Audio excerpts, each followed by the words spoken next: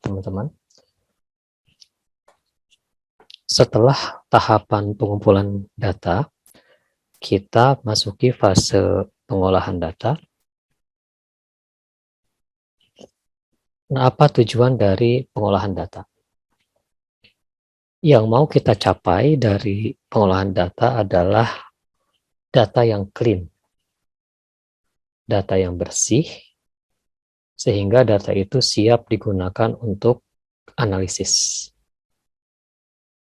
Nah, dalam proses menuju data clean itu, kita akan melakukan beberapa tahap, ya, beberapa tahapan, sampai data itu benar-benar clean. Nah, menurut teman-teman, data yang clean itu yang kayak apa sih? Coba, Mas Farhan.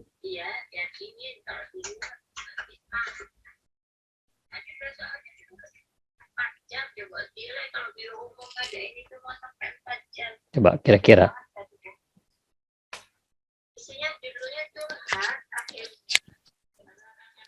Data yang telah berupa angka, Pak. Gimana? Kurang jelas. Data yang berupa angka. Berupa angka. Kan data tidak berupa angka saja, Mas Farhan. Data yang siap diolah, Pak. Iya, yang siap diolah itu yang kayak apa? Sudah baca materinya belum, Mas Farhan? Udah sedikit, Pak. Udah. Atau gini deh, kalau teman-teman nyuci piring ya, tujuan nyuci piring kan supaya piringnya bersih ya. Oke? Nah, bersihnya bersih dari apa? Kira-kira gitu bayangannya. Kalau data clean, bersih dari apa? Ada yang tahu? Dari virus mungkin. Yang salah, rusak, tidak akurat, tidak lengkap, dan salah format. Bisa jadi itu, ya. Asmi, datanya salah. Nah, yang salah-salah itu dibenerin dulu. Datanya nggak akurat, berarti tidak sesuai dengan yang diukur. Apalagi? Mbak Asmi tadi sebutkan. Tidak lengkap dan salah format. Tidak lengkap, salah format. Nah, itu kita betulkan. Ya. Kalau datanya tidak lengkap, teman-teman menganalisis data dari data yang tidak lengkap, maka tidak bisa mengambil kesimpulan secara benar karena ada sebagian data yang tidak lengkap. Gitu ya. Jadi makna data clean itu adalah data yang sudah kita proses, kalau tidak lengkap kita lengkapi, kalau tidak konsisten kita buat menjadi konsisten, kalau ada yang missing value kita lakukan imputasi, kalau variabelnya belum ada kita create variabel baru, dan seterusnya. Ya, jadi kita harus satu frekuensi dulu nih, pengertian dari data clean itu seperti apa. Oke, dari uji coba kuesioner online yang kemarin, ada nggak teman-teman yang targetnya tidak tercapai 100%? Apakah semua 100% mengisi kuesioner yang diberikan teman-teman? Dina, 100%. Hamdani, 100%. Asmi kayaknya enggak ya? Ada yang nggak ngisi? Ada yang nggak ngisi? Iya, ada. Nah, ketika ada yang tidak ngisi, berarti Asmi akan sulit mengambil kesimpulan tentang kelas ini dari apa yang diteliti oleh Asmi. Sudah mulai membayangkan nggak efek data tidak clean itu seperti apa? Ya, nanti kaitannya dengan penarikan kesimpulan yang keliru. Karena ada sebagian unit observasi yang tidak diukur gitu. Oke, saya kembali ke slide.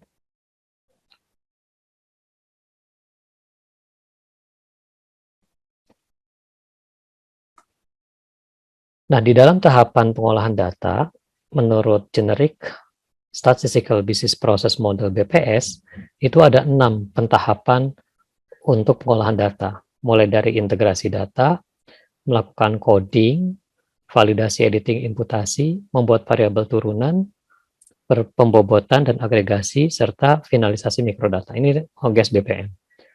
Nah, tapi saya tidak akan menjelaskan ini lebih detail, karena saya sudah pecah di tahapan berikutnya. Ya, Kalau dari sisi metode pengolahannya, pengolahan data itu ada yang manual, mekanis, dan elektronik. Manual berarti tanpa alat bantu, mekanis itu pakai alat bantu yang sederhana, elektronik berarti menggunakan komputer yang lebih cepat, lebih teliti dibandingkan mekanis, ya. Nah, dari tahapan pengolahan data elektronik itu kita bagi-bagi lagi menjadi tahapan prakomputer, pengolahan dengan komputer, dan pascakom.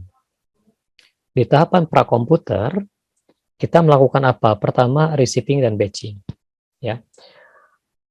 Receiving dan batching ini tujuannya adalah yang pertama mengecek kelengkapan data. Contoh tadi ASMI. ASMI itu targetnya 37 mahasiswa 1 KS 3 gitu ya. Kemudian yang masuk belum semua, berarti kan belum lengkap nih. Nah, itu namanya receiving. Di receiving, penerimaan. Yang kedua, memeriksa kesesuaian identitas. Apakah sampel yang terkumpul sudah sesuai dengan target per lokasinya? Nah, setelah terkumpul, lalu dilakukan pengelompokan. Kita sebut dengan istilah batching. Dan membuat laporan receiving batching-nya untuk monitoring kegiatan.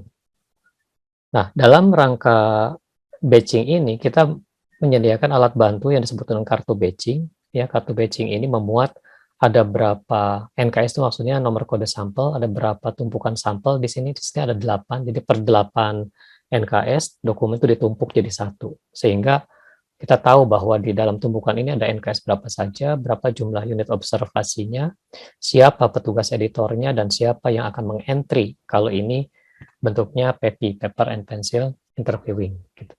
Ya, ini tahapan receiving batching.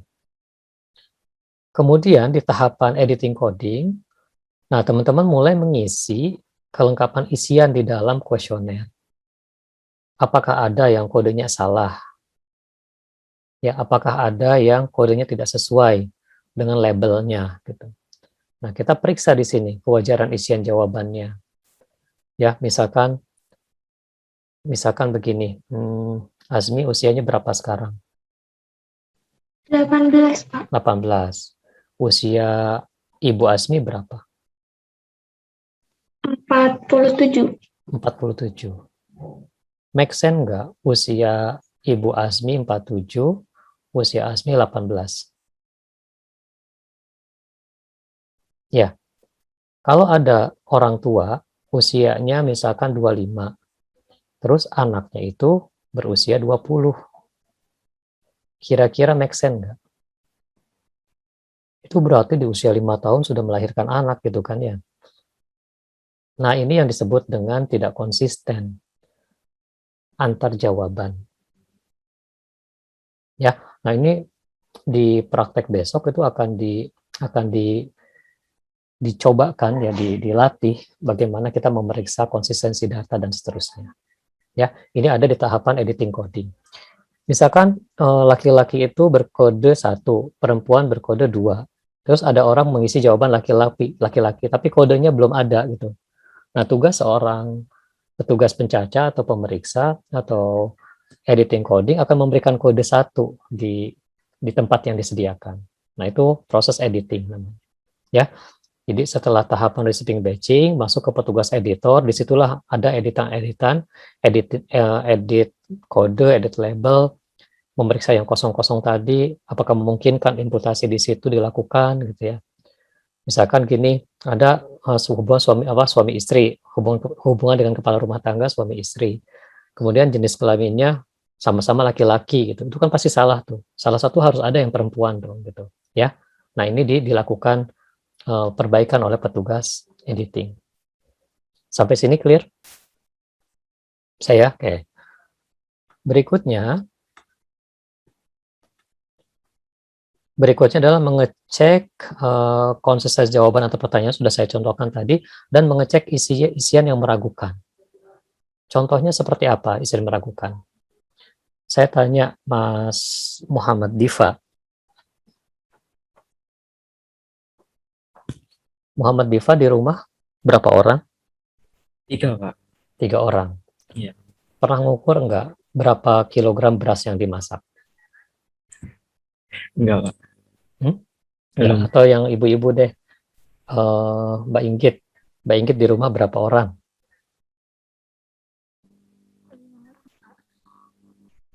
Masih di unmute? Berapa orang, Inggit? 5 orang. 5 orang. Berapa kilogram beras yang dimasak sehari, Mbak Inggit? Nggak tahu. Oh, nanti jadi petugas bagaimana? Siapa yang suka masak deh? Natali?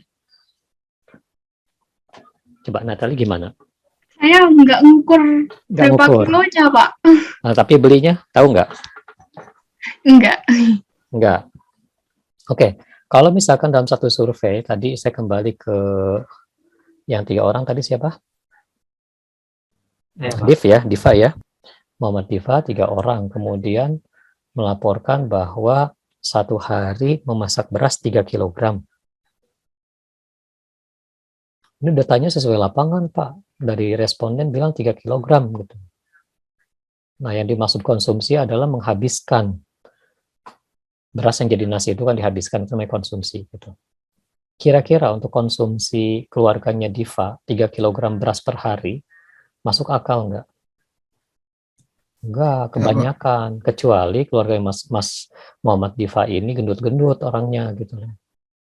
Itu kan banyak. Nah, kalau ngeliat ukuran Mas Muhammad Diva, nggak mungkin lah sehari makan 1 kilo beras gitu kan.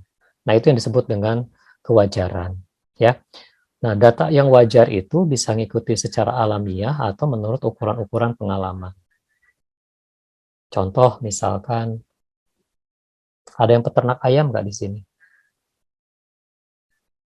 Kalau ada yang nanya berapa telur yang dihasilkan oleh satu ekor ayam betina gitu, terus ada yang ngisi satu hari 100 gitu, kira-kira masuk akal nggak? Nggak. Ada batasan kemampuan alamiah ayam untuk bertelur. Paham? Jadi konsep data wajar itu ada ukurannya, baik ukurannya alamiah maupun berdasarkan pengalaman-pengalaman di masa lalu. Setelah datanya melalui tahapan editing coding, baru masuk ke tahapan perekaman data dengan komputer. Ya, khusus untuk PEPI, ya, editing coding itu ada di PEPI, kalau langsung pakai gadget nggak ada tahapan itu. Nah, di tahapan di ngolah dengan komputer itu, teman-teman jangan berpikir cuma masalah entry data atau perekaman data, tapi proses sebelumnya ada perancangan program data entry, ada pembuatan program data entry-nya, ada uji coba program data entry-nya, ada instalasinya, ada perekaman datanya, bisa dan gabung data, dan pengiriman datanya. Jadi, tahapan ini lebih kepada penyiapan tools ya untuk mengolah data, mulai dari perancangan sampai ke pengiriman data. Nah, teman-teman adalah anak-anak komputasi statistik, pasti terlibat. Kalau nggak di perancangan, kalau di kabupaten kota, mungkin sampai ke pengiriman data. Gitu. Oke, berikutnya, setelah data itu diolah, diapakan? Nah, di sini kita ada 2 tahapan, yaitu memvalidasi data dan melakukan imputasi data bagi yang kosong. Validasi data itu yang tadi, mengecek potensi kesalahan, masalah, ketidaksesuaian seperti outlier, item non-respon, atau kesalahan kode atau miscoding. Ya. Itu validasi data tuh di sini. Dan tahapan ini biasanya melelahkan mata, teman-teman. Kalau kita memeriksa data, memeriksa database, ya, lalu kita kaji keterkaitan antar variabel, itu mata kita bisa lelah mengamati validasi data. Nah, disinilah butuhnya teman-teman kemampuan memerintahkan aplikasi komputer untuk menghasilkan apa yang kita mau. Ya, itu berarti udah pasca komputer ya, ada validasi, ada imputasi. Nah, kemudian di tahapan akhir dari pengolahan data adalah kita membuat atau menyiapkan data untuk tahap analisis, mulai dari pembuatan variabel turunan, membuat pembobotan dan agregasi, dan menyiapkan data finalnya gitu ya. Nah, ini alat bantunya Excel, R, SPS, SAS, Minitab, dan seterusnya. Nah, karena materinya sedikit, saya akan langsung ke materi praktek, ya, ke materi praktek. Saya akan peragakan di sini. Besok teman-teman mencoba, ya. Saya agak khawatir besok itu ada gangguan rapat gitu ya. Takutnya menjadi nggak optimal kalau saya khususkan besok. Baik, sekarang saya pindah ke materi prakteknya. Di Google Classroom sudah saya share, teman-teman. Udah terima belum? Oke. Yang pertama, ada nggak data yang missing dari database kita? Bagaimana mengecek data missing di variabel kita? Missing ini ditandai dengan datanya itu kosong gitu ya. Nah, teman-teman dengan cara sederhana bisa melakukan yang namanya filter. Ya, jadi kalau ini tanpa filter, teman-teman blok di sini. Kemudian filternya diklik nih, ada tulisan sort and filter. Nanti kalau sudah difilter muncul ada button kayak gini. Ya, oke. Bagaimana cara ngecek data missing secara manual? Kalau secara manual, teman-teman tinggal klik di sini. Kalau ada tulisannya blank, itulah yang dimaksud dengan data missing. Berarti R101 ada missing, ya. Yang kedua, ini nggak ada, dan seterusnya. Itu cara manualnya seperti itu, ya. Lalu kalau cara tidak manual seperti apa? Teman-teman blok di sini. Oke, sampai di baris terakhir. Nah, sampai sini ya. Silahkan lakukan tabulasi silang dengan pivot table gitu. Oke.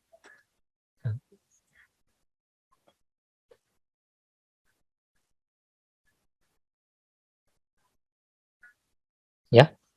Kalau teman-teman tarik ini entah ke kolom, entah ke baris, silahkan. Ya. Tapi ini cross tab ya, cross tab. Nanti akan dihasilkan contoh ini ya. Tuh, ada tulisan blank. Jadi sama saja.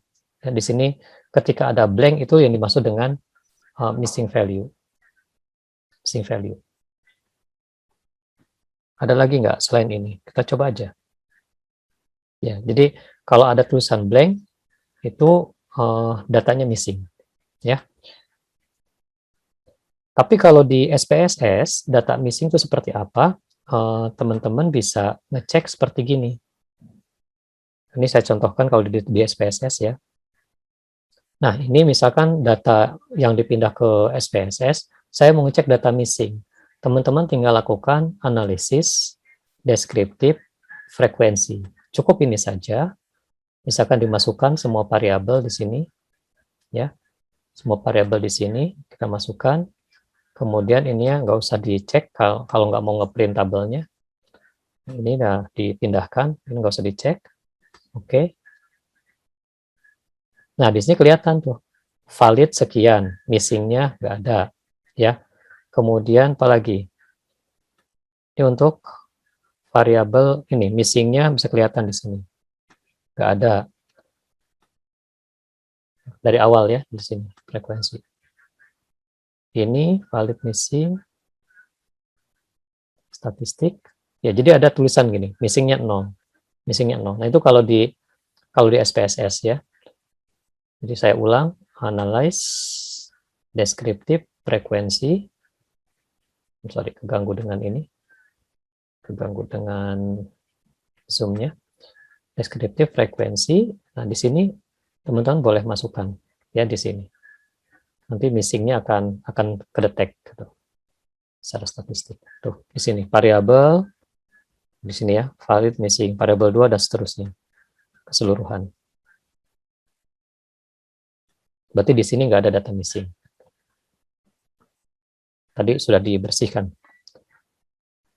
Gitu. Jadi kalau di Excel, pemeriksaan data missing-nya manual dengan filter.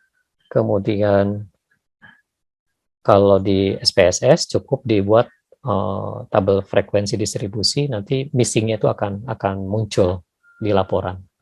Gitu. Sampai di sini ada yang bertanya dulu, silakan. Ya Pak, izin bertanya. Silakan Mas Yahya.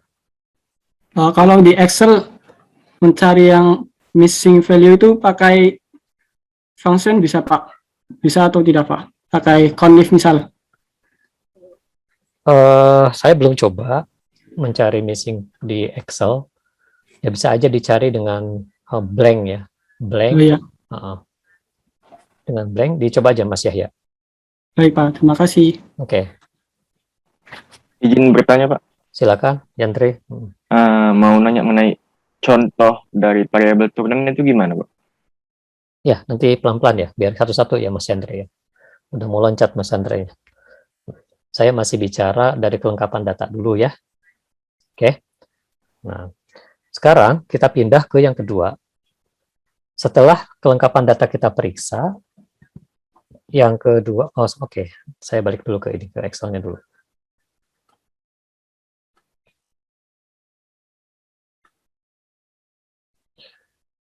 Nah, berikutnya, kalau bertemu dengan data missing, teman-teman harus apa gitu loh. Ya enggak? Kita lihat ya di sini ya. Sorry.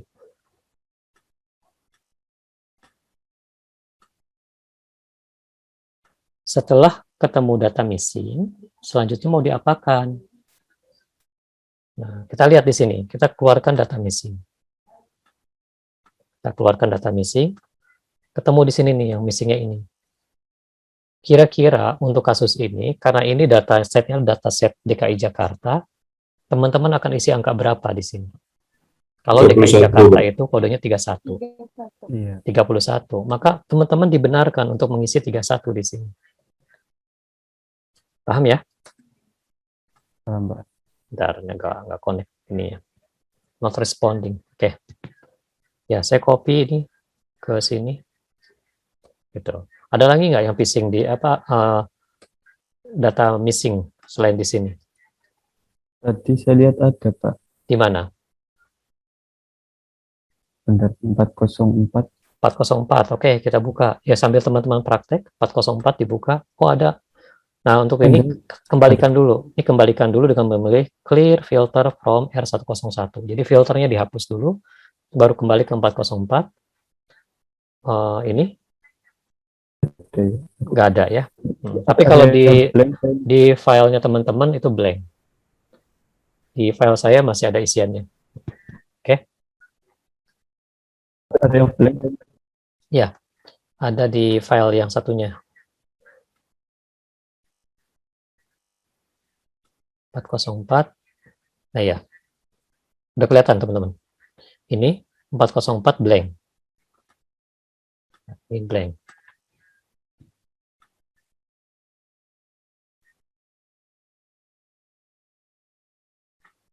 Nah, itu.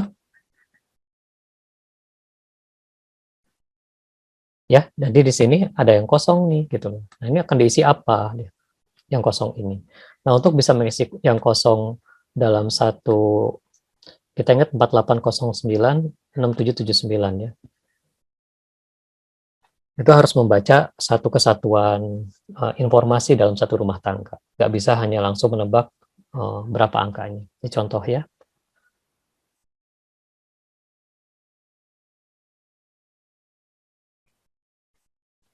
Ini berat karena sudah dikasih duplikat. Saya tutup aja karena berat di sini.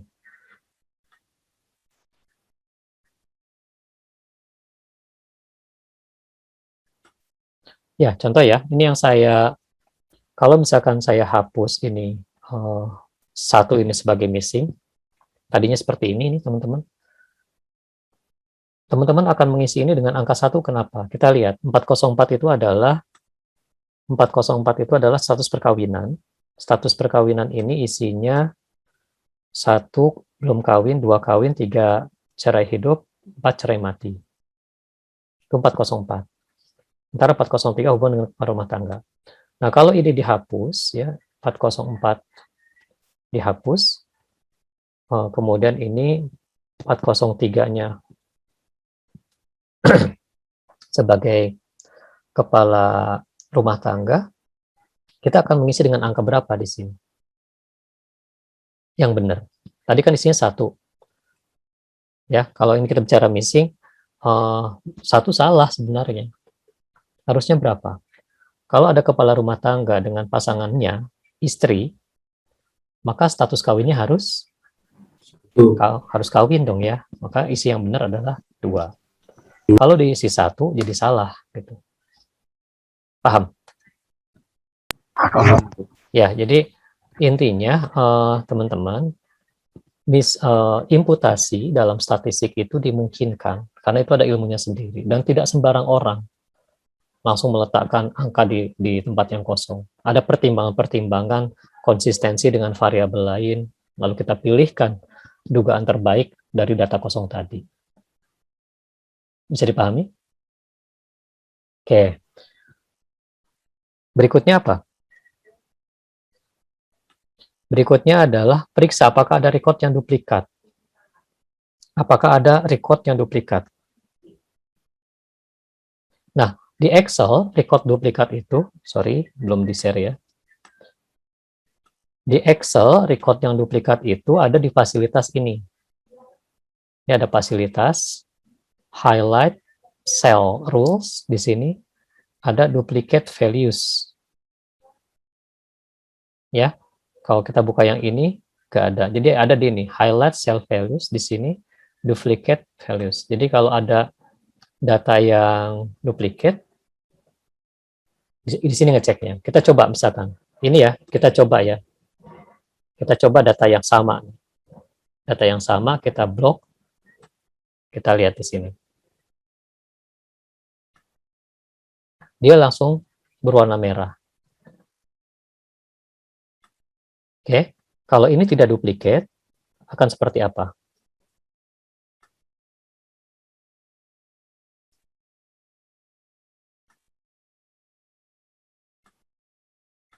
Ya, jadi angka yang tidak duplikat, angka yang tidak sama, dia akan putih, yang lainnya akan merah gitu.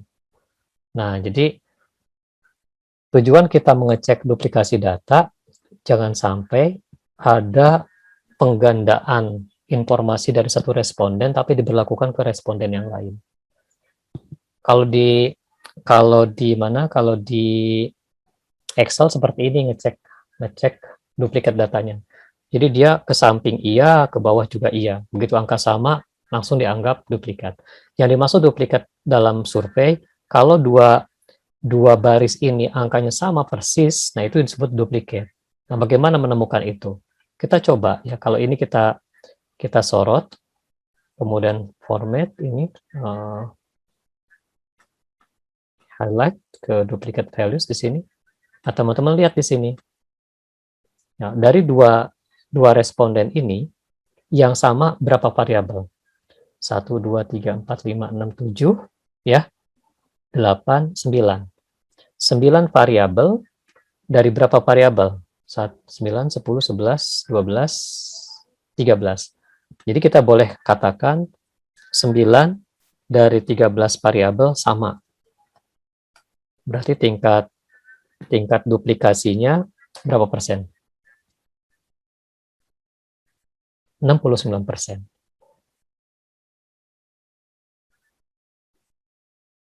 Kalau bertemu baris yang sama persis, gitu ya, di semua variabel, nah duplikasinya 100%. Nah, itu yang harus dihapus. Bagaimana cara menemukan di Excel? Pertama, teman-teman harus urutkan data dari terkecil ke terbesar, misalkan gitu ya, untuk semua variabel, nanti baru ketahuan di data mana yang datanya persis sama, gitu. Ya. Nah, untuk ini saya harus copy paste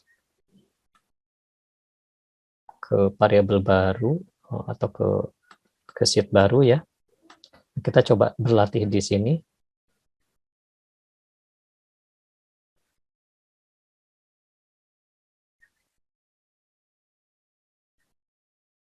Agak lemot ya laptop saya.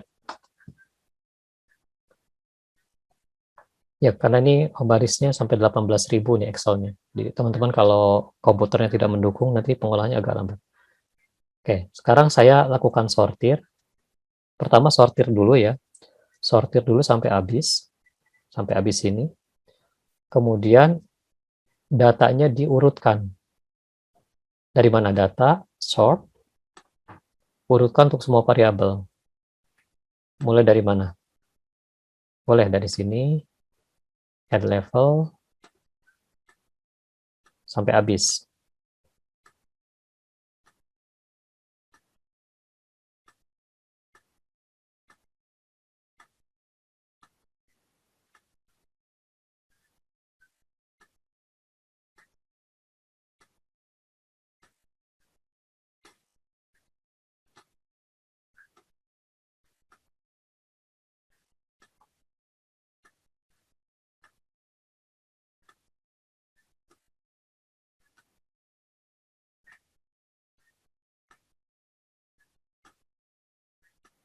Oh, 07 itu kosong ya tadi. Oke, nggak apa-apa. Kemudian 409, 4010.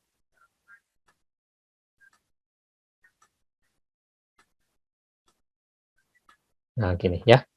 Jadi ini kita sorot dari kecil ke besar. Tak.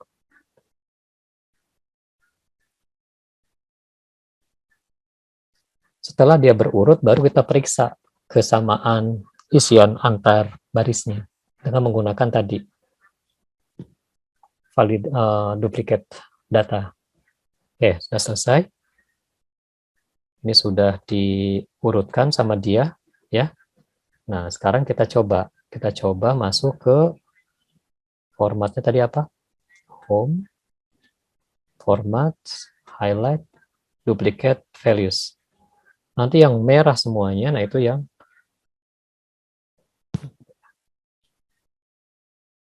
oke.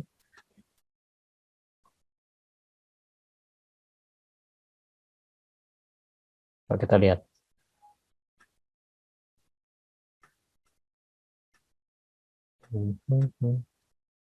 Nah, di sini mulai apa namanya? Teman-teman lihat ya. Kalau membaca di Excel seolah-olah ini duplikat semua kan?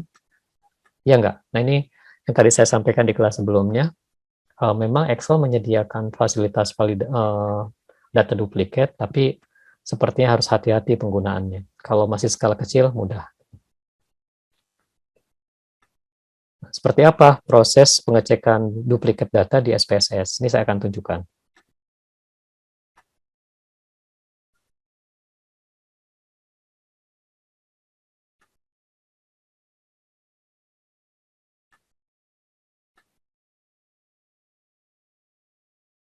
Oke, kita buka. Oke, teman-teman, saya coba praktekkan membuka file Excel di SPSS ya, biar teman-teman clear dari awal. Ada yang sudah terbiasa menggunakan SPSS? File, open, kemudian data. Nanti di bagian file types-nya pilih yang Excel. Kemudian kita coba buka datanya. Saya ada di desktop. Kemudian STIS. Oh, itu D. Desktop. STIS, kemudian materi praktek. Nah, saya misalkan ambil data yang ini. Data soal ini.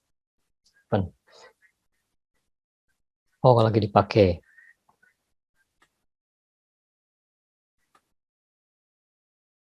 Saya misalkan aja ya, sembarang data ya.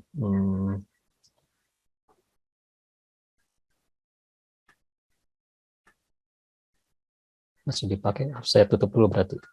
Bentar ya.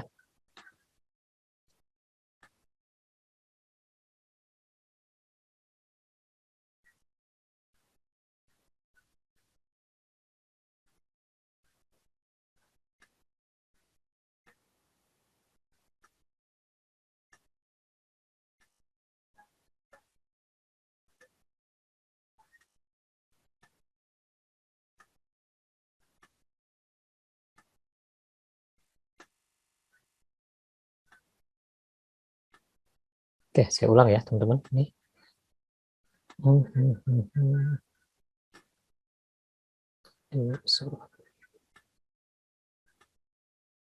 Nah, di sini ada, jangan lupa sheet yang dipakai yang mana di latihan 3 ya. Kalau di SPSS, sesuaikan dengan sheet-nya. Ini sama persis tuh tampilannya. Ya, oke. Nah, sudah pindah nih ke SPSS. Nah, kita mau ngecek duplikat itu kayak apa sih, gitu ya. Ini saya hapus karena bukan variabel. Oke. Nah, mulai dari data, kemudian ada identify duplicate cases. Nah, kita akan coba periksa semua datanya, apakah ada yang duplikat. Oke, kalau sudah, kita ini periksa last case in each group is primary, atau first case yang sebagai primary-nya. Kita okekan aja. Nah, di sini diidentifikasi terdapat duplikasi data sebanyak 82 atau 0,4% data berulang. Seperti apa datanya? Teman-teman bisa lihat di sini. Data yang duplikat akan ditandai di SPSS dengan tulisan 0, 1, 01, 01. Ini data yang duplikat. Coba kita periksa. Ya, kita periksa. Responden pertama dan kedua. Teman-teman perhatikan, 31 sama, 1 sama, ini sama, ini sama, sama, ya. Setiap baris isiannya sama semua. Yang ini juga sama, lihat tuh. Bahkan tanggal lahirnya sama persis. Yang ini sama persis. Seperti apa? Ada nggak yang lebih samanya? Ternyata enggak. Hanya dua case gitu ya, dua record yang sama. Nah, setelah ini, setelah teman-teman mengidentifikasi record yang duplikat, harus diapain? Teman-teman buang yang berkode 0 ini. Caranya gimana? Caranya data select cases, kemudian if indikator yang 0, itu indikator yang kita pakai adalah yang berkode 1. Yang 0-nya kita nggak sertakan. Lalu simpan ini, di data no duplicate. Misalkan gitu ya. Oke. Nah, hasilnya seperti ini, teman-teman. Hasilnya kelihatan nggak? Nih, hasilnya setelah yang diduplikatnya, ini ada tulisan no duplicate, tadi saya tulis ya. Hasilnya setelah dibuang, yang 0-nya ini tinggal satunya doang. Nah, sekarang kita periksa, apakah betul setelah 0-nya dibuang itu, data ini tidak mengandung duplikasi. Kembali ke identify duplicate cases, kemudian blok variabelnya, masukkan ke define matching cases by, kalau ada grupnya boleh dikelompokkan menurut apa, kemudian oke. Kita lihat di sini, udah nggak ada yang 0-nya lagi.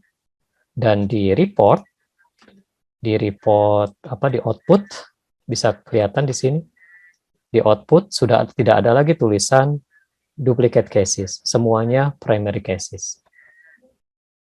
Sampai sini bisa dipahami? Itu tahapan melakukan filter terhadap data yang duplikasi.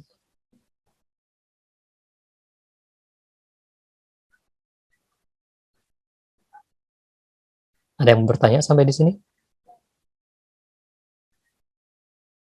Saya bertanya, Pak. Oh ya, silakan Mas Bagas. Tadi kan Bapak mempraktekannya di itu tuh Pak, di SPSS. Nah, sedangkan tadi sedangkan di Excel tadi kan kelihatannya semuanya merah Pak, jadinya kayak terduplikat semua. Nah, itu kalau cara membedakan yang di Excel itu gimana Pak?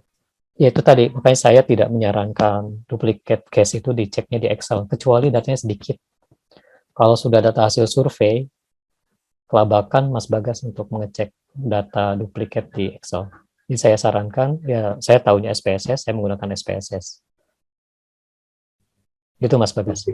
Siap Pak, terima kasih Pak. Ya. Pak izin bertanya. Silakan Mas Rido. Aplikasi SPSS ini berbayar enggak apa gratis? Bajakan. Berbayar tuh. Kalau beli mahal banget Mas. Ya. Ini walaupun direkam nggak apa-apa, nanti STS yang jawab. Lisensinya mahal banget. mahal banget. Saya pakai SPSS yang 26, di YouTube juga banyak, silahkan ambil.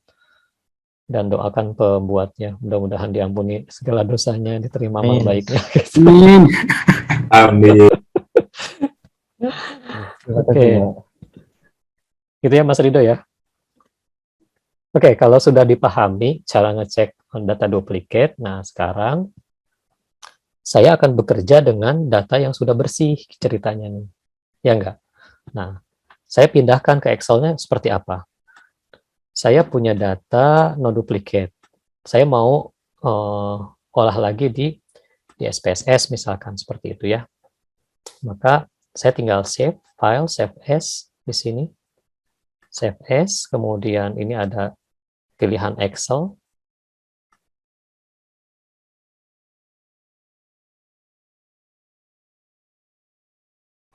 Pilihan Excel, mana Excel-nya? Ada nggak Excel-nya? Nah, ini ada Excel tuh. Pilih Excel yang tipe mana? Saya ambil yang tertinggi. Ya, di sini ini no duplicate. Oke, save. Nah, teman-teman tinggal buka Excel-nya sekarang. Tinggal dibuka Excel-nya. Silakan, bagi yang sudah menginstall SPSS, teman-teman buka aja. Ambil praktek sedikit-sedikit. Nah, rencananya hari Sabtu tuh saya akan membuka kelas tambahan untuk 1 KS3 dan 1 KS4. Tapi kalau ada kelas lain yang mau gabung juga dipersilahkan. Saya akan memperkenalkan dasar-dasar SPSS. Bagi yang tertarik, nanti hubungi kelas 1 KS 4 ya, 1 KS 4.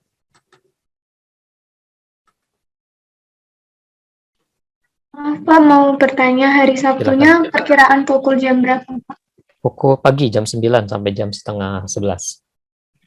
Terima kasih, Pak. Saya tawarkan sore pada siap-siap mau apel, mentang-mentang PPKM-nya sudah turun derajatnya. Dia terpaksa turun ke hari pagi. Nah, ini file Excel-nya setelah yang duplikat tadi dibuang, ini ada 0, berarti yang kita buang aja yang 0-nya. Ya. Nah, ini berarti saya anggap data ini sudah clean, karena sudah melalui pemeriksaan duplikasinya, sudah tidak ada. Bentar. Excel-nya rada telat ya, karena besar.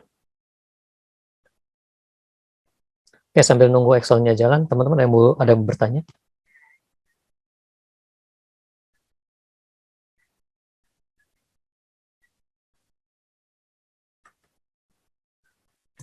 Izin bertanya, Pak. Ya, silahkan. Tadi setelah ketahuan yang duplikat itu ngehapus yang nolnya gimana ya, Pak? Di select cases. Select cases hanya diambil yang primary last-nya berkode 1. Berarti yang nolnya nggak ikut gitu, Mas. Oh iya, Pak. Terima kasih, Pak. Oke. Sudah? Ya. Nah, sekarang teman-teman kita udah punya nih sekarang data yang clean. Nah, setelah data clean, oke. Ke pertanyaan Mas siapa tadi? Ini ketika saya share screen, kenapa Excel ini nggak bisa diakses ya? Padahal kalau share screen-nya ditutup, bisa.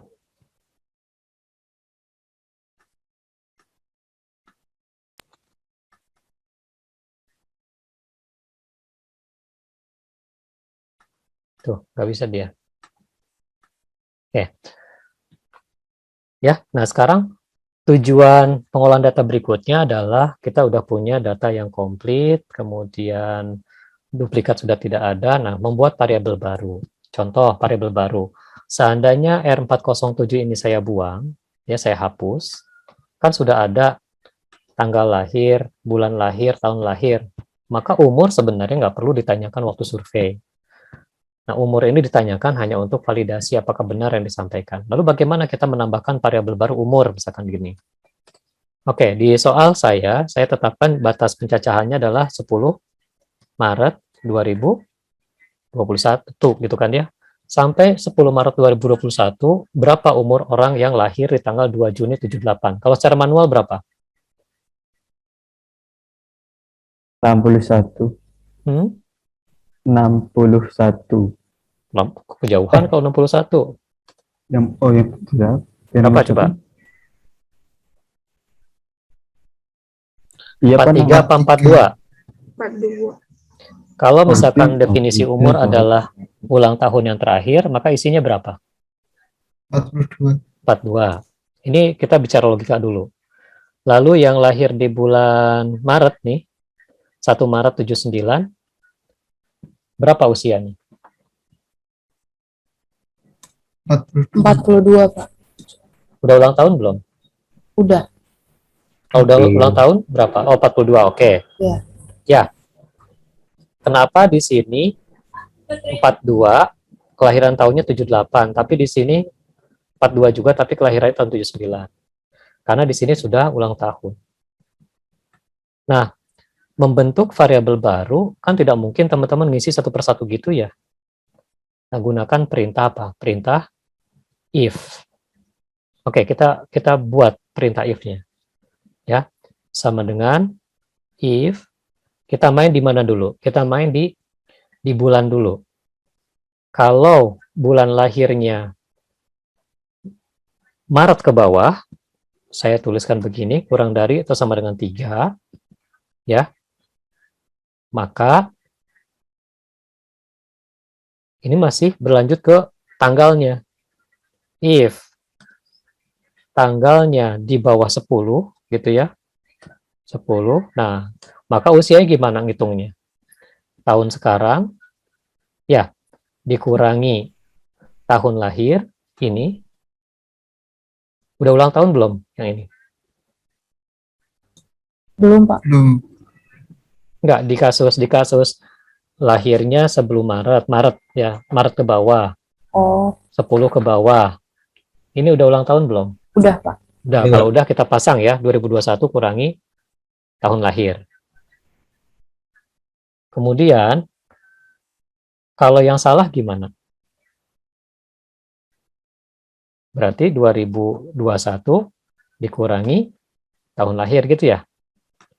Nah, teman-teman boleh mencoba-coba, kalau salah kita perbaiki. False, kenapa false dia?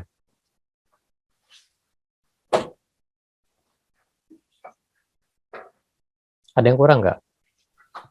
Ya, sama dengan if, kurung buka, kalau ininya kurang dari, sama dengan 3, dan bulannya kurang dari sama dengan 10, maka value if true, berarti 2021 kurangi tahun lahir. Kemudian false if value if false, 2021 kurangi ini, kurangi 1 kan belum ulang tahun. Kemudian tutup kurung, ya. Masih ada lagi nggak? Nah, kalau salah lagi gimana? Ambil yang atasnya. 2021 dikurangi tahun lahir. Kurangi 1. Oke, kita cek. Betul nggak di 36? 2 Juli. Ya, 2 Juli 36. Oke. Betul, Pak. Bawahnya 47. Ya. Nah, bagaimana cara teman-teman mengecek bahwa hitungan kita sudah benar? Oke, ini saya copy paste ke bawah. Yang krusial kan ada di bulan Maret kan ya, teman-teman? Kita periksa yang di bulan Maret. Kita periksa yang di bulan Maret. Kita ambil yang bulannya Maret. Oke. Maret. Nah, yang udah ulang tahun gini. Kemudian tanggalnya di bawah tanggal 10. 10 ke bawah. Ini untuk memeriksa bahwa ini udah ulang tahun. Oke. Lihat di sini. 62, 59. 67, 54. Kalau benar, dia harus berjumlah berapa? 2021. Kalau ada yang jumlahnya di bawah 2021, berarti salah. Kita coba periksa. Ada nggak angka selain 2021?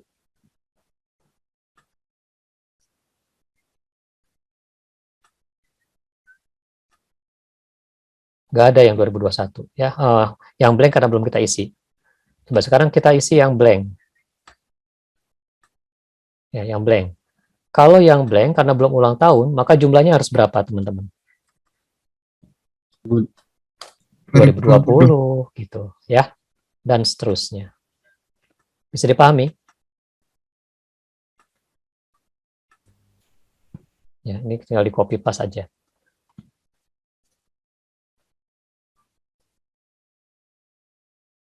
Ya, ini sampai bawah dan seterusnya. Nah, biasanya kalau teman-teman di filter, jangan biasakan copy paste dalam bentuk blok ya, karena nanti akan yang ke hide itu akan terpastekan. Gitu. Jadi ini kenapa nggak bisa ditarik di double klik? Karena dia ada jeda 78. Habis ini kan ketutup 19 gitu ya. Nah, paling tidak itu cara mengecek konsistensi umur ya. Kalau benar 2020, kalau dia belum ulang tahun. Nah, silakan teman-teman nanti besok coba ya, atau nanti dicoba menghitung umur. Nanti ada menghitung waktu dan seterusnya, itu yang disebut dengan tadi Yandri yang nanya ya. Yandri nanya bagaimana menghitung variabel baru. Seperti itu ya. Apalagi yang bisa kita buat dari variabel yang sudah ada? Banyak ya, banyak. Misalkan berapa umur perkawinan pertama paling muda? Berapa umur tertua? Itu kan variabel baru sebenarnya. Ya. Oke, sekarang kita ke tugas berikutnya apa? Selain menentukan variabel baru,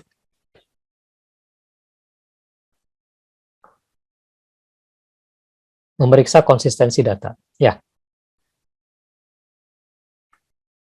Apa yang dimaksud dengan konsistensi data?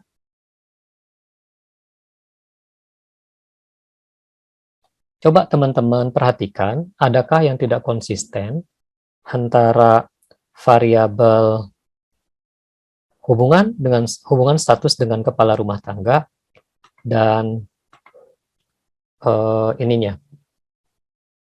dan status perkawinannya. Bagaimana cara teman-teman memeriksa konsistensi seperti itu ya? Nah, dengan fasilitas filter, teman-teman bisa memunculkan. Ini filternya saya buka dulu. Bentar, ini harus di close baru bisa. Oke, kita all-kan dulu ini. Ya, ini topo untuk pemeriksaan. Saya del.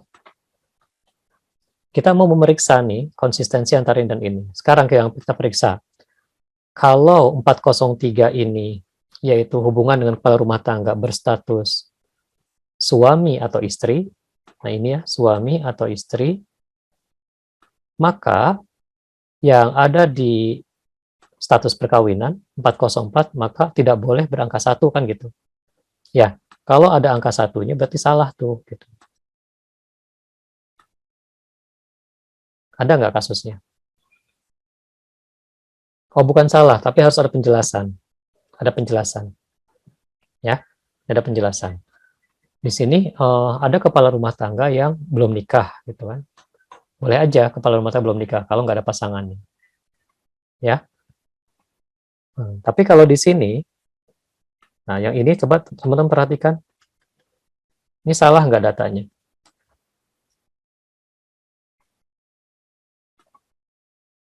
Coba perhatikan di sini. Kepala rumah tangga belum kawin, tapi pasangan suami istrinya tinggal di situ dan umur perkawinan pertamanya 25. Berarti ini ada data yang belum konsisten. Nah, kita tandai di sini. Harusnya apa? Harusnya bukan 1 kodenya. Bisa 2, 3, atau 4. Ya. Itu bagian-bagian dari pemeriksaan konsistensi data antar variabel. Apalagi kira-kira? Ada nggak? Kita buka dulu ya. Ada nggak suami istri yang jenis kelaminnya sama? Berarti kita buka dulu nih. Ini kita ambil kode 1 dan kode 2. Kemudian yang ini statusnya dalam posisi kawin, ya, 2 gini. Kemudian jenis kelaminnya, 405 kan jenis kelamin ya. 405 jenis kelamin. Misalkan sama-sama 1 atau sama-sama 2 gitu. Nah, ini harus diperiksa. Ketika dia dalam satu keluarga, maka itu menjadi salah. Tapi kalau ini kan belum tentu satu keluarga nih. Untuk tahu bahwa ini satu keluarga, teman-teman harus kembali ke data asalnya yang sebelum diurutkan. Jadi urutannya berdasarkan urutan kepala rumah tangga. 403 dan 401, 403 dan 401 dan 403 urutannya. Atau urutannya berdasarkan 401 tapi di masing-masing wilayah. Ya, jadi ini karena data sudah diacak sama SPSS tadi, seolah-olah satu keluarga. Enggak, ini beda-beda keluarga. Ya. Tapi cara meriksanya memang dari sini. Dari data yang teman-teman belum rubah, periksa dulu itu. Gitu. Oke, nah itu memeriksa konsistensi antar pertanyaan. Kalau dalam prakteknya di kuesioner, memeriksanya manual. Misalkan Ridho statusnya anak, ya. Kemudian dengan variabel apa lagi? Contoh misalkan konsistensi itu gini. Kalau ada anak usia 12 tahun tapi ijazahnya sudah SMA, kira-kira konsisten nggak? Kalaupun datanya benar, harus ada penjelasan. Oh, dia percepatan. Boleh. Dikasih keterangan. Tapi itu termasuk data yang outlier. Data yang tidak umum untuk masuk di analisis. Karena umumnya orang ijazah SMA itu baru bisa diterima usia kapan?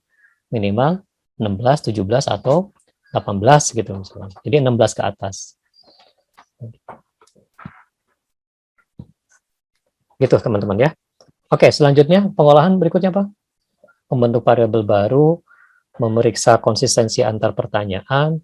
Kemudian teman-teman juga melakukan yang namanya agregasi data.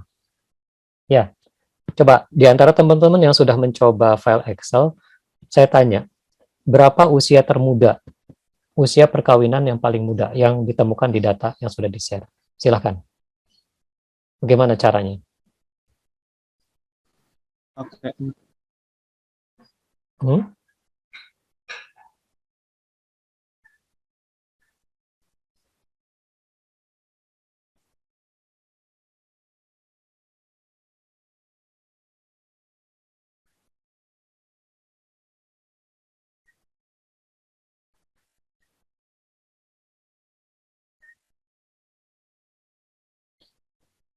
Kalau di data no duplicate kita analisis, oke, saya praktekkan dulu kalau di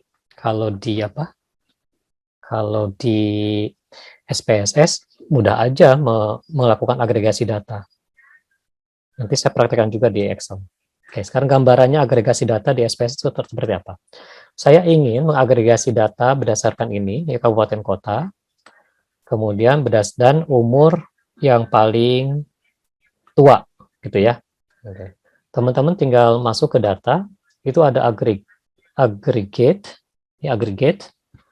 kemudian variabel break-nya apa, yaitu ini ya, kabupaten kota, kemudian yang mau agregat data apa? Data umur, 407. Lalu yang fungsi yang mau diagregat apa? Nah, tinggal diganti. Karena tadi pertanyaannya adalah berapa umur tertua yang ditemukan per wilayah, maka berarti kita ambil maksimum. Continue, sehingga dia berubah menjadi max. Oke, nah hasilnya mau dipisahkan dari dataset yang ada, klik yang baru sini. Ini umur tertua misalkan. Ya, oke. Nah, kalau sudah, kita tinggal buka variabel data barunya.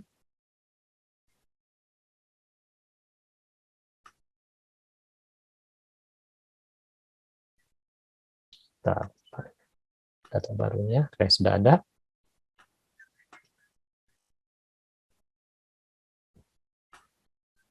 Jadi kalau di SPSS, hasilnya seperti ini. Nah, ini disebut dengan agregasi data. Kita hanya mengagregatkan data dari variabel yang ada dengan tujuan mencari usia maksimum di setiap wilayah. Ini wilayah di Jakarta. Ya. Nah, ini bukan data, tapi karena di Excel-nya ada datanya, ini saya hapus. Berarti satu ini Pulau Seribu, di Pulau Seribu umur ketua dari responden adalah 90 tahun. Di Jakarta Timur ada yang usianya 102 tahun, dan seterusnya. Itu kalau menggunakan SPSS. Kalau menggunakan Excel seperti apa? Nah, kalau menggunakan Excel, teman-teman kembali menggunakan apa? Menggunakan pivot table. Ya, ini saya ini saya blok sampai bawah, kemudian insert, pivot table, oke. Yang kita munculkan, tinggal ditarik ke row adalah kabupaten kotanya, sama kayak di Excel. Kemudian umurnya yang kita buka, ini ya, umurnya masuk ke sini. Di sini sum. Sum yang kita mau adalah maksimum. Diklik ininya, tanda buttonnya, kemudian value field settings, pilih yang max. Tuh, sama tuh, 102. Gitu, teman-teman. Jadi, agregasi itu kayak gitu. Gitu ya. Lakukan agregasi.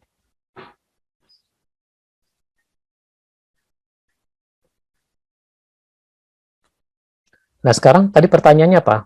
Mencari umur perkawinan pertama yang paling muda. Ya. Nah, coba sekarang teman-teman lihat datanya.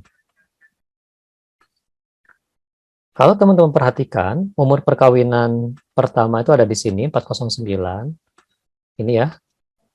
Ini. Nah, jangan lupa di sana ada pertanyaan bahwa umur 409 ini hanya untuk yang menikah. Makanya kalau ini diklik 1 dan 5, kemudian ini usia-usianya, ya. Oke. Nah, ini sudah terfilter dengan sendirinya. Kalau di data aslinya itu masih ada yang kosong-kosong. Oke, dari sini kita lakukan lagi pivot table, atau pivot table-nya bisa pakai yang tadi, tinggal ditambahkan aja 409 ke bawah sini. Ya, ini kan sum. Kita ganti menjadi min. Umur termuda. Umur termuda yang melakukan oh ternyata 0 nih. Maksudnya apa? Baru brojol langsung nikah gitu. Nah, ketika melakukan agregasi data begini, ada yang salah nih kalau hasilnya 0. Ternyata di data itu masih memuat orang-orang yang statusnya belum nikah. Berarti harus difilter. Paham?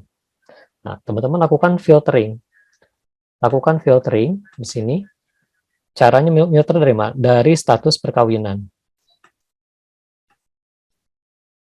Dari status perkawinan, ya, filternya diaktifkan. Status perkawinan itu 404 ya. Di sini. Nah, muncul di atas ada filter tuh. Yang kita filter yang mana? Yang statusnya kita select multiple items. Yang belum kawin jangan dimasukkan. Gitu. Tuh.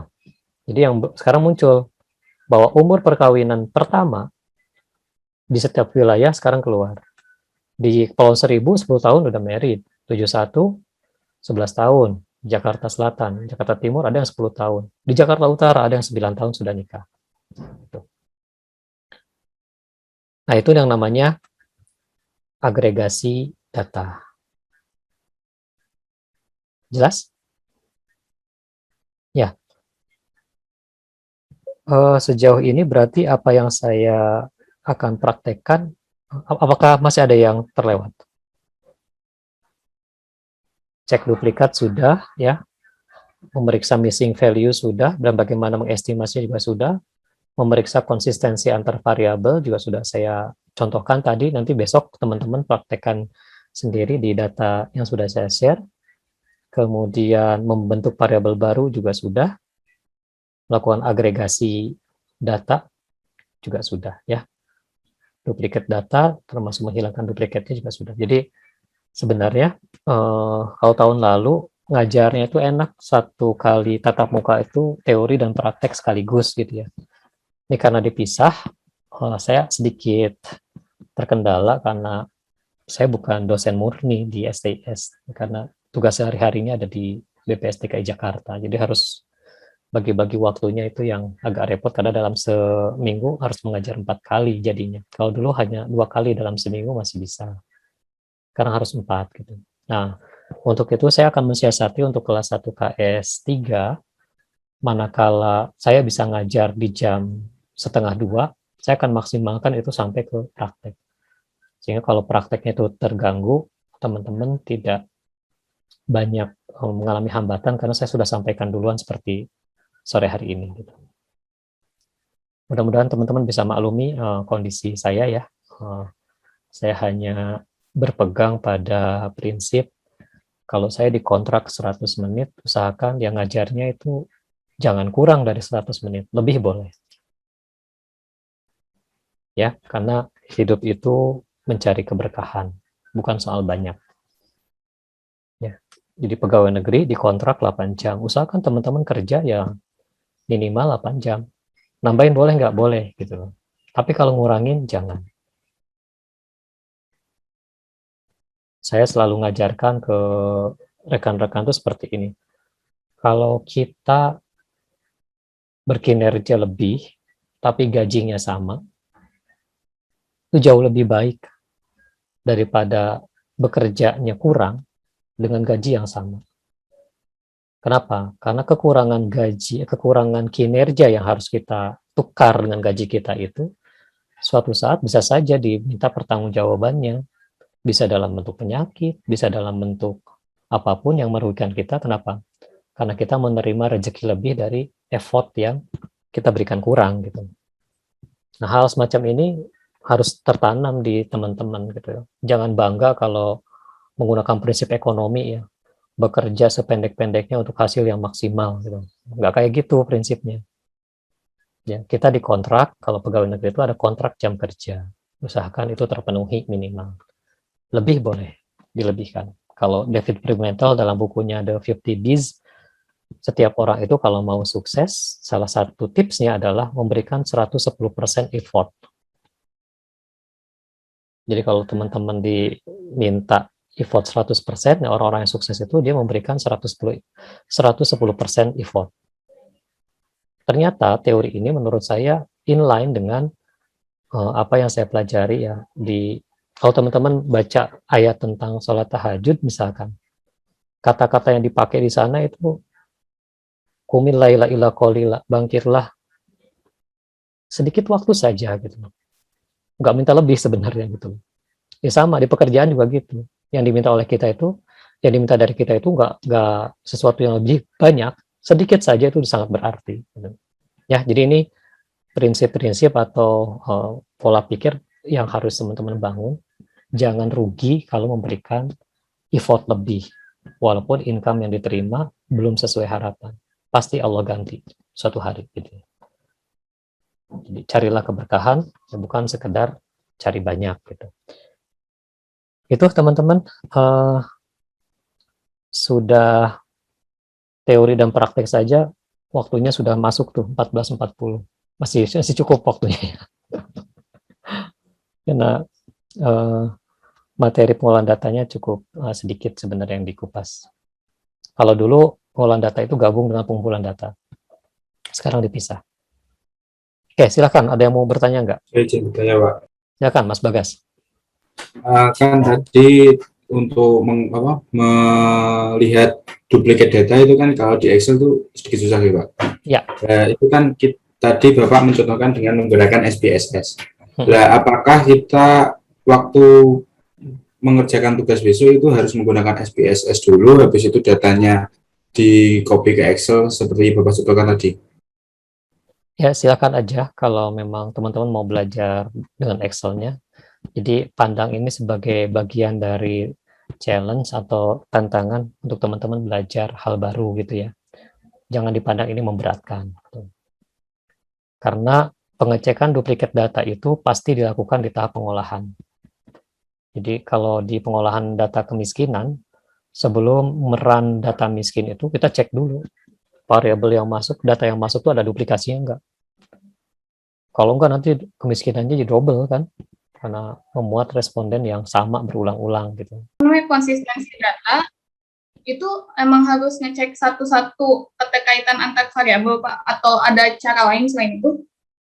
Ya, nanti ketika teman-teman menyusun program data entry, rule validasi ini udah dipasang duluan sebelum input data.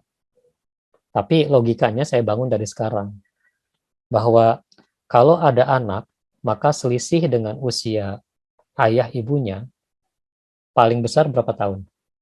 Paling pendek, paling kecil. Kira-kira berapa tahun? 19. Karena di data ada yang nikahnya 9 tahun atau 10 tahun, ya, maka selisih antara anak dengan si ibu paling banyak atau paling sedikit adalah 10 tahun. Dipasang tuh di rule validasi. If, kayak kita waktu belajar bikin kuesioner ya, jika sel ini berisi umur anak, kemudian dikaitkan dengan umur ibunya, selisihnya itu kurang dari 10 tahun, status data error. Gitu. Nanti di program data entry akan muncul pesannya, data error karena ini dan itu. Gitu, jadi jangan dibayangkan ngeceknya satu-satu, Mbak Sabrina. Enggak. Cuman filosofinya harus saya sampaikan, filosofi ini nanti diterjemahkan dalam bahasa perintah. Ya, kalau di Excel pakai fungsi, kalau di SPSS pakai sintaks, dan seterusnya. Oke, saya tunjukkan pertanyaan Sabrina dengan SPSS ya, supaya lebih clear. Kalau di SPSS seperti apa? Oke, teman-teman sudah lihat di sini?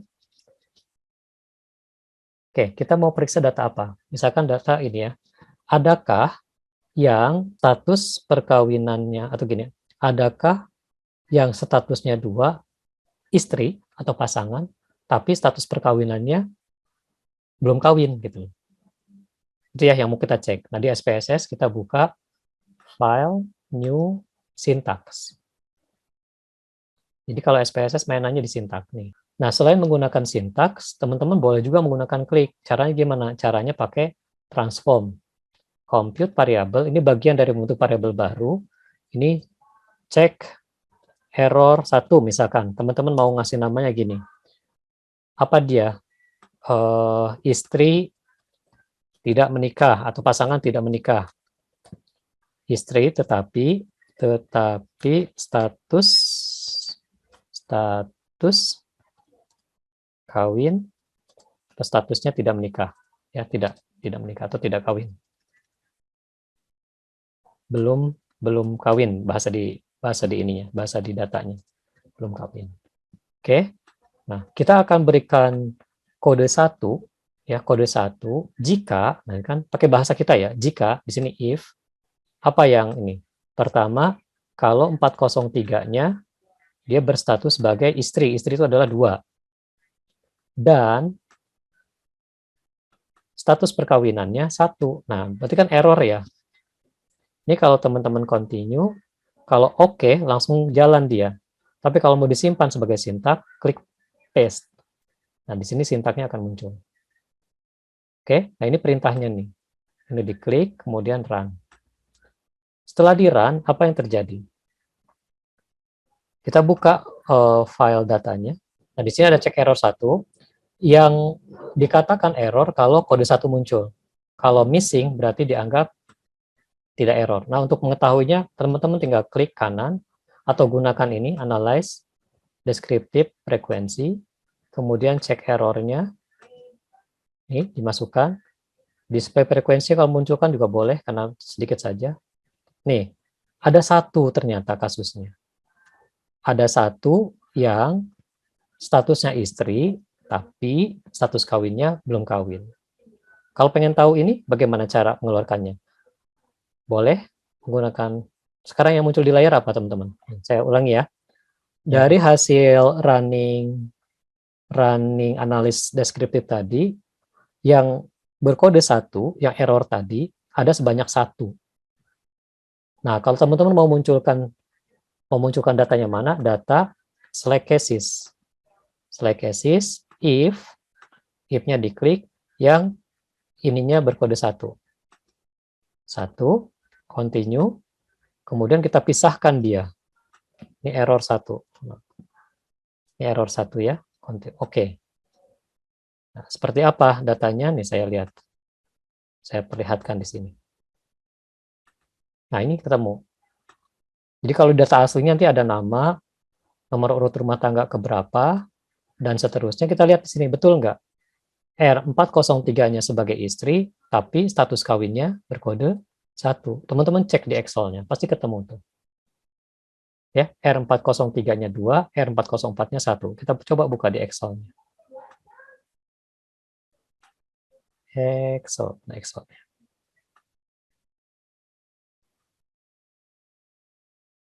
No duplicate ya. Oke, saya pindah ke sini. Kita coba kembali ke sini.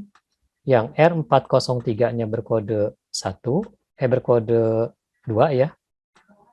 Berkode 2, tapi status kawinnya, oh ini masih ada yang di ini kan. Clear dulu.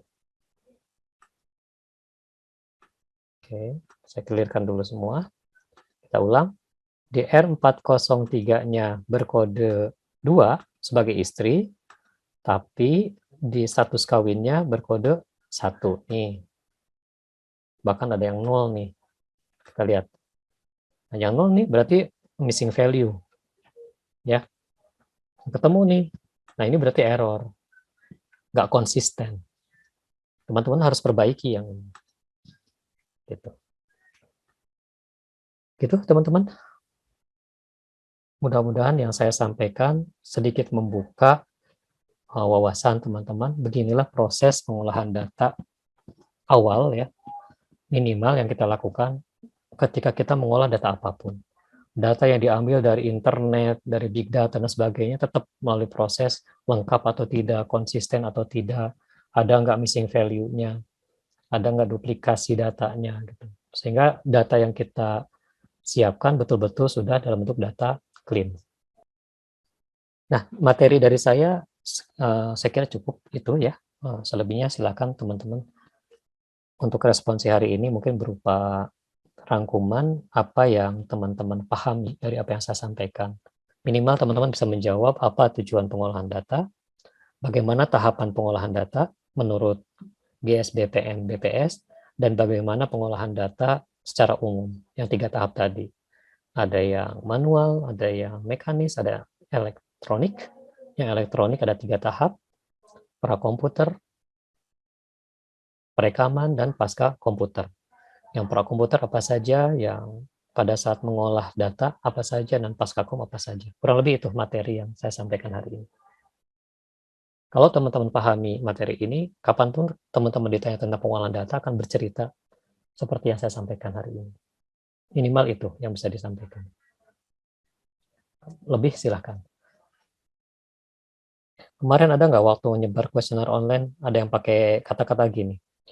Bagi Bapak Ibu atau bagi rekan-rekan yang berkenan mengisi survei ini akan disediakan kompensasi berupa pulsa bla bla bla bla. Saya jamin 100% respon.